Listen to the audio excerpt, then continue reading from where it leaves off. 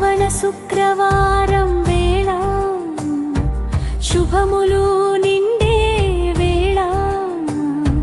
వరములిచ్చే తల్లి కోసం వ్రతమును చేసెదమమ్మా